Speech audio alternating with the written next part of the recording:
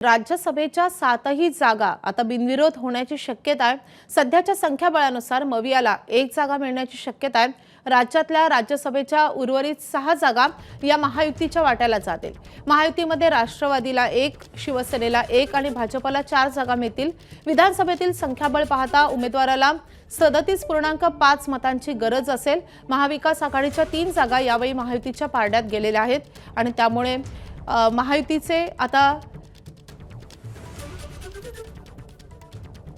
महायुतीचे आता 6 उमेदवार राज्यसभेवर जाणार आहेत आणि महाविकास आघाडीच्या वाटेला केवळ 1 जागा येणार आहे। त्यामुळे सध्याच्या संख्याबळानुसार हे वाटप असतं। राज्यातल्या राज्यसभेच्या उर्वरित 6 जागा या महायुतीच्या वाट्याला जातील आणि राष्ट्रवादीला 1, शिवसेनेला 1 आणि भाजपला 4 जागा मिळतील।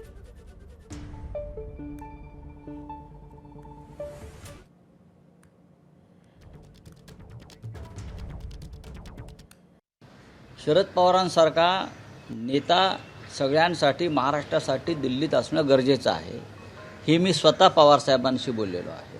आमच्या दोघांमध्ये याच्यावरती वारंवार चर्चा झालेली आहे। पवार साहेबांची एकदा अशी मानसिकता दिसली की आता थांबायला पाहिजे, पण आम्ही जे त्यांचे चाहते आहोत ते आमच्या सगळ्यांचे मार्गदर्शक आहेत, तो आम्ही त्यांना सांगितलं। मी एकदा उद्धव ठाकरेसुद्धा होते माझ्याबरोबर की तुमच्यासारख्या नेत्यानं दिल्लीत असणं म्हणजे महाराष्ट्राचा एक बुलंद आवाज आहे, ते असणं आहे। शरद पवारांनी ज्या दिवशी ते ठरवतील की मला निवडणूक पुन्हा लढायची आहे, महाविकास आघाडीकडे तेवढी ताकद आहे की पवार साहेबांसारख्या नेत्याला निवडून आणण्याची। आमच्याकडे तेवढी मतं जरूर आहेत। त्याच्यामुळे पवार साहेबांसारख्या नेत्याला कोणाकडे हात पसरायची गरज नाही। महाराष्ट्राचा स्वाभिमान, अभिमान या अनेक गोष्टी त्यांच्या भोवती आहेत बाळासाहेबांच्या बरोबरीने।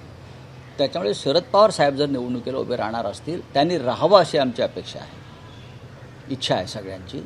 तर आमच्याकडे महाविकास आघाडीकडे म्हणून जे आहे तेवढी मतांपेक्षा जास्त कोटा आमच्याकडे आहे।